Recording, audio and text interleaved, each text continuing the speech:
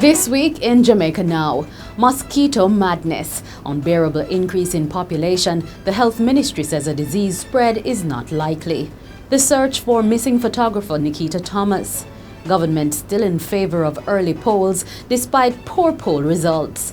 And the latest on the story of a volcano-like fire in St. Thomas. The details of these and other stories coming up after the break. In the mood for something new and fresh? Well, we have the medicine to satisfy your desire. I'm Davina. And I'm Trix, and this is Lifestyle Today.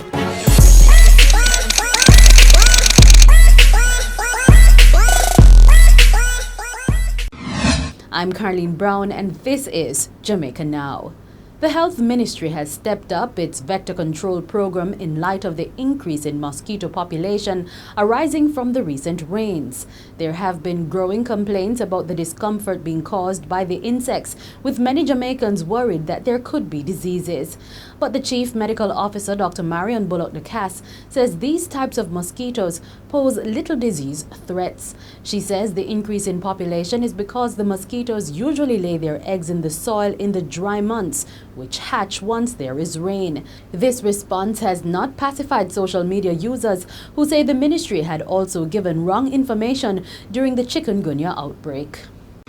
The police are still treating the disappearance of photographer Niketa Thomas as a case of a missing person. Earlier this week, a body was found in Seaview Garden, St. Andrew, but it could not be identified as that of Thomas. The police say a post-mortem will be done. Thomas and his cousin Dwight Brown have been missing since Monday, October 5. The government will be pressing ahead with an early election despite unfavorable poll numbers. That's the word from senior member of the People's National Party and Cabinet Minister, Dr. Peter Phillips. The latest Gleaner commissioned Bill Johnson poll has found that 57% of Jamaicans are of the view that Prime Minister Portia Simpson Miller should not return as Prime Minister after the next elections. The poll was done island-wide from September 25 to 27 with 1,200 residents and a margin of error of plus or minus 3.5%. But Dr. Phillips has indicated that the government is seriously considering early elections. PSOJ said also that they hope that you do have a long period. Everybody have a calendar, you know. The more, as you see in some countries like in the US, them have over 1 year of campaigning. We can't afford that, especially when we are facing a very difficult situation. The head of the Department of Geology and Geography at the University of the West Indies, Professor Simon Mitchell, says residents of Mount Vernon in Trinityville, St. Thomas have no reason to fear an underground fire in the community. Residents had expressed concern about the fire, with some believing it could have been a volcano becoming active. But Professor Mitchell says it is not a volcano. He says underground fires happen from time to time and can go for months or even years. Telecommunications provider Flow has chided the Office of Utilities Regulations OUR for announcing through the media that it wanted to meet with the company about increased customer complaints. According to Flow, the OUR made an unwarranted, sensational announcement that could damage the company's reputation. The OUR says there has been a 74% increase in the number of service interruption complaints from Flow customers for the April to June quarter of this year.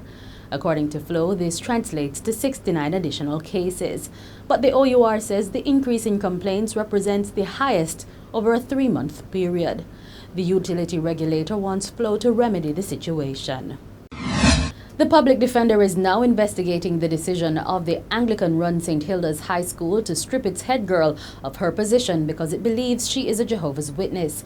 Public defender Arlene Harrison Henry says she has interviewed the 16-year-old student Jade Basco and her mother, Rhonda Clark, who is alleging discrimination. She says other interviews are scheduled with key personnel, including the principal of St. Hilda's, Heather Reed Johnson, and board chairman, Bishop Leon Golding. The principal has contradicted claims made by the chairman that the student had refused to perform duties because of her faith.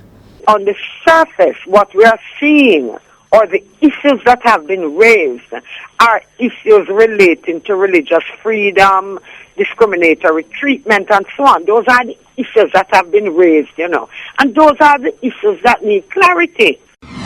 There was a scare for passengers on a Delta Airlines flight at the Sangster International Airport in Montego Bay, St. James this week, as a fire on board the plane forced an evacuation. The cause of the fire is still not yet known. It happened in the cargo section of the Boeing 737-800 aircraft. 160 passengers and 6 crew members were aboard Flight 304, destined for Atlanta in the United States. The incident forced the closure of the airport for around 3 hours. A probe is being undertaken by the Jamaica Civil Aviation Authority. And that's it for this edition of Jamaica Now, your weekly review of the big news stories. Send us your comments at onlinefeedback@gleanerjm.com. You may tune into Power 106 FM for regular updates. Follow us on Twitter at Jamaica Gleaner and on Facebook at Gleaner Jamaica. I'm Carleen Brown, and before we go, we hear from Jamaican sprint sensation Usain Bolt on his preparation for the Rio Olympics. Well, the key thing is just to be very cautious and careful. I thought last year I did pretty well, although I had slight problems. It wasn't directly injured, I would say pull hamstring or anything, so that was good. So all I have to do is just stay focused and make sure that I stay on point and just take note of the small things. And that's the key thing. So just really stay on top of things, work hard, do my core, don't slack off in anywhere, got a lot of rest and stuff like that.